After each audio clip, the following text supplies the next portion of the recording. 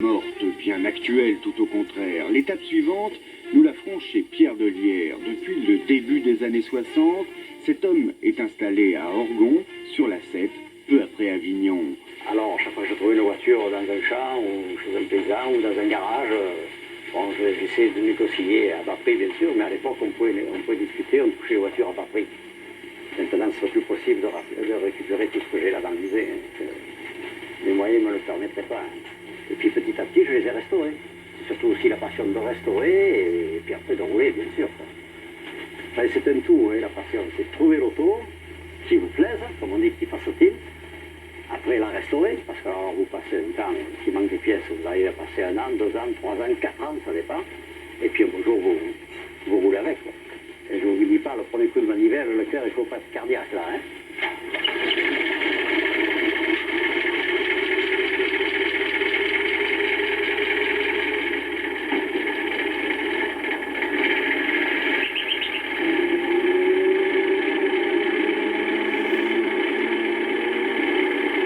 Ariès, 1908, l'un des exemplaires les plus anciens de la collection d'Orgon. Une voiture ayant appartenu à une vieille famille de la région et qui lui fut livrée par la route depuis l'usine d'Asnières. Un modèle rare, mais que les De Lierre, père et fils, ont su conserver dans son état d'origine. L'occasion d'évoquer avec Pierre De Lierre le passé de la N7, celui qu'il connaît, celui des années 50, l'époque où naquit sa passion.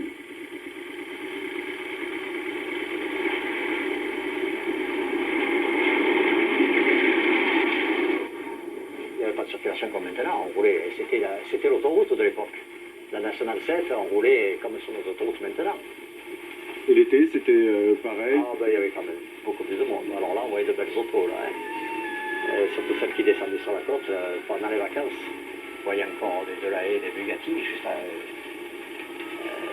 pas, des Hispano, toutes les autos, les Peugeot, les 220. La perle du musée d'Orgon, une Ferrari 250 GT châssis court, couleur d'origine s'il vous plaît, 133 exemplaires et 280 km/h. Nous sommes en 1963. Autre fierté de notre collectionneur, la Vespa 125 avec laquelle il joignit Saigon à Paris. C'était en 1952. Ça fait 14 000 km, quoi. J'ai traversé 14 pays. Et j'ai mis 45 jours de route exactement. Mais le voyage a duré 3 mois, parce que j'étais bloqué à chaque frontière. À chaque frontière, on m'empêchait de rentrer parce que je n'avais pas le visa. Alors je demandais le visa du pays suivant, dans le pays où je me trouvais. Alors des fois, je l'avais de suite, mais des fois, celui de l'Iran, par exemple, j'ai attendu 22 jours, j'étais bloqué à Herat. L'aventure aujourd'hui, Pierre De Lierre la retrouve dans son atelier. En compagnie de son fils, il restaure inlassablement les objets de sa passion. Le passé, il le revit au travers de ses voitures. Pour nous, c'est plus loin encore que nous devons aller chercher des témoignages du passé. Plus loin,